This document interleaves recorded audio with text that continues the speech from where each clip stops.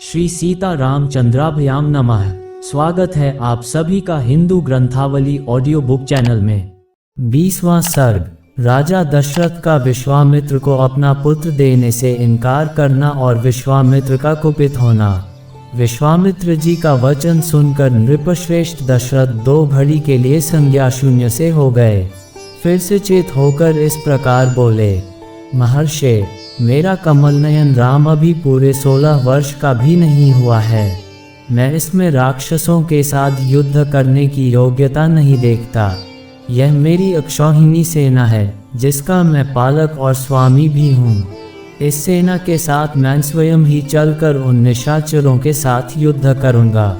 ये मेरे शूरवीर सैनिक जो अस्त्र विद्या में कुशल और पराक्रमी हैं, राक्षसों के साथ जूझने की योग्यता रखते हैं, अतः इन्हें ही ले जाइए। राम को ले जाना उचित नहीं होगा। मैं स्वयं ही हाथ में धनुष ले युद्ध के मुहाने पर रहकर आपके यज्ञ की रक्षा करूंगा और जब तक इस शरीर में प्राण रहेंगे तब तक निशाचरों के साथ लड़ता रहूंगा। मेरे द्वारा सुरक्षित होकर आपका नियमानुष्ठान बिना किसी विघ्न बाधा के पूर्ण होगा, अतः मैं ही वहां आपके साथ चलूंगा। आप राम को न ले जाइए। मेरा राम अभी बालक है, इसने अभी तक युद्ध की विद्या ही नहीं सीखी है। ये दूसरे के बल को नहीं जानता है। न तो यह अस्त्र बल से संपन्न है और न युद्ध की कला निपुण ही। अतः ये राक्षसों से युद्ध करने योग्य नहीं है, क्योंकि राक्षस माया से छल कपट से युद्ध करते हैं। इसके सिवा राम से वियोग हो जाने पर मैं 2 घड़ी भी जीवित नहीं रह सकता मुनिश्रेष्ठ। इसलिए आप मेरे राम को न ले जाइए। अथवा ब्राह्मण, यदि आपकी इच्छा राम को ही ले जाने की हो तो चतुरंगिनी सेना के साथ मैं भी चलता हूँ। मेरे साथ इसे ले चलिए। कुशिकनंदन, मेरी अवस्था 60,000 वर्ष की हो गई। इस बुढ़ापे में बड़ी कठिनाई से मुझे पुत्र की प्राप्ति हुई है, अतः आप राम को न ले जाइए। धर्म प्रधान राम मेरे 4 पुत्रों में ज्येष्ठ है, इसलिए उस पर मेरा प्रेम सबसे अधिक है, अतः आप राम को न ले जाइए। वे राक्षस कैसे पराक्रमी हैं, किसके पुत्र हैं और कौन हैं? उनका डील डौल कैसा है? मुनीश्वर, उनकी रक्षा कौन करते हैं? राम उन राक्षसों का सामना कैसे कर सकता है? ब्राह्मण, मेरे सैनिकों को या स्वयं मुझे ही उन मायावी राक्षसों का प्रतिकार कैसे करना चाहिए? भगवान, ये सारी बातें आप मुझे बताइए। उन दुष्टों के साथ युद्ध में मुझे कैसे खड़ा होना चाहिए, क्योंकि राक्षस बड़े बलाभिमानी होते हैं। राजा दशरथ की इस बात को सुनकर विश्वामित्र जी बोले, महाराज, रावण नाम से प्रसिद्ध एक राक्षस है जो महर्षि पुलस्त्य के कुल में उत्पन्न हुआ है।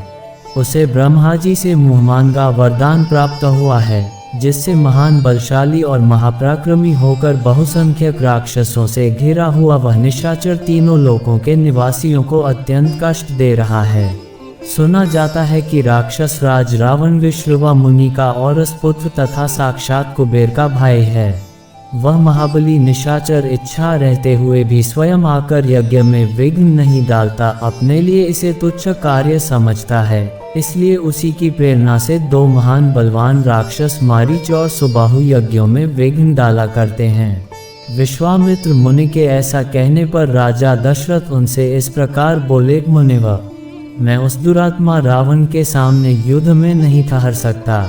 धर्मज्ञ महर्षि, आप मेरे पुत्र पर तथा मुझ मंदभागी दशरथ पर भी कृपा कीजिए, क्योंकि आप मेरे देवता तथा गुरु हैं। युद्ध में रावण का वेग तो देवता, दानव, गंधर्व, यक्ष, गरुड़ और नाग भी नहीं सह सकते, फिर मनुष्यों की तो बात ही क्या है। मुनिश्रेष्ठ, रावण सम्रांगण में बलवानों के बल का अपहरण कर लेता है, अतः मैं अपनी सेना और पुत्रों के साथ रहकर भी उससे तथा उसके सैनिकों से युद्ध करने में असमर्थ हूँ। ब्राह्मण, यह मेरा देवोपम पुत्र युद्ध की कला से सर्वथा अनभिज्ञ है। इसकी अवस्था भी अभी बहुत थोड़ी है, इसलिए मैं इसे किसी तरह नहीं दूंगा। मारीच और सुबाहु सुप्रसिद्ध दैत्य सुंद और उपसुंद के पुत्र हैं। वे दोनों युद्ध में यमराज के समान हैं। यदि वे ही आपके यज्ञ में विघ्न डालने वाले हैं तो मैं उनका सामना करने के लिए अपने पुत्र को नहीं दूंगा, क्योंकि वे दोनों प्रबल पराक्रमी और युद्ध विषयक उत्तम शिक्षा से संपन्न हैं। मैं उन दोनों में से किसी एक के साथ युद्ध करने के लिए अपने सुहृदों के साथ चलूंगा, अन्यथा यदि आप मुझे न ले जाना चाहें तो मैं भाई बंधुओं सहित आपसे अनुनय विनय करूंगा कि आप राम को छोड़ दें। राजा दशरथ के ऐसे वचन सुनकर विप्रवर कुशिकानंदन विश्वामित्र के मन में महान क्रोध का आवेश हो आया। जैसे यज्ञशाला में अग्नि को भलीभांति आहुति देकर घी की धारा से अभिषेक कर दिया जाए और वह प्रज्वलित हो उठे, उसी तरह अग्नितुल्य तेजस्वी महर्षि विश्वामित्र भी क्रोध से जल उठे। इस प्रकार श्री वाल्मीकि निर्मित आर्ष रामायण आदि काव्य के बालकांड में 20वां सर्ग पूरा हुआ। 20